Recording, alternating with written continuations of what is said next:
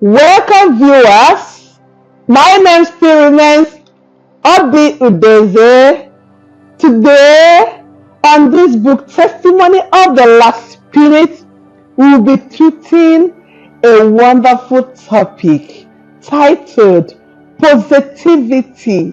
In the book of 1 Samuel 36 I read, "And David was greatly distressed, for the people spake of stoning him, because the soul of all the people was grieved, every man for his sons and for his daughters.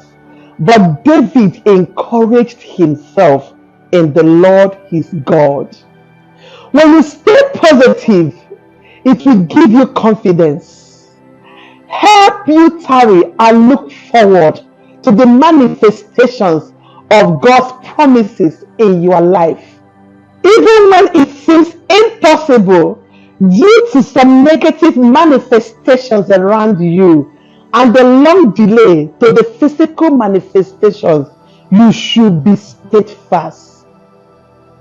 If delay must end in your life, a particular way of thinking must be changed, because it is what you see and think that controls what you got. When the city of Ziklag was invaded, the Bible said that David encouraged himself. That is to say, he remained positive. David was positive in his thoughts, and it brought him encouragement. Have you ever stayed positive, even in the midst of discouragement? The only person that can sincerely encourage you is you. We need to encourage ourselves when what we are believing God have not manifested. Self-pity doesn't turn your situations around. The more you want people around to pity you, the more problems you create. Man is fickle and wicked too. The wickedness of man can never allow him to think positive towards another man. Man may laugh with you, but think otherwise in his heart. I repeat again, the only person that can sincerely encourage you is you. So do not wait for anybody to encourage you. Staying positive is a choice. Therefore, choose to be positive. It is my candid advice. It is an awesome thing for one to recognize that he or she can attain positivity in life and works towards it. In the book of Deuteronomy 30 verse 19, God gave us a choice. And not only did he give us a choice, he also provided an option by asking us to choose life that we might live. You need to stay around positive people. Your positivity requires a great support and effort. Therefore, you do not need to be in the midst of people that will always discourage you. You need to bear in mind that you are journeying towards positivity. You need a kind of positive people positioned in your life to meet your Redeemer. You need to spread your positivity. To stay positive is hard if you want to do it on your own accord. You need to give it out to others, and it will find its way back to you in multiple folds. The more you give out, the more you receive. Happiness cannot come to you in being selfish. Be a source of positivity in your family, workplace, local assembly, and the world at large, so you will reap positive benefit eventually.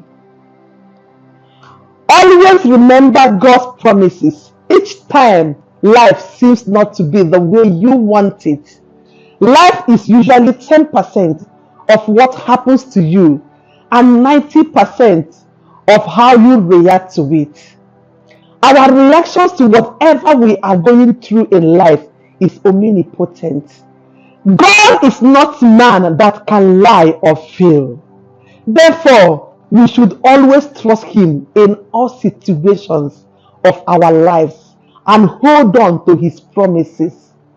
Let us always in our lives remain positive no matter what it is. People whose thoughts, words, and actions will be an encouragement to you. Always keep them around. Learn to keep company with the wise so that you too can become wise. In every situation of your lives, look for positivity.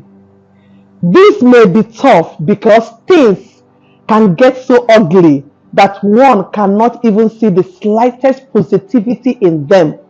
Most times, our assurance is that whatever is happening in our lives has its purpose.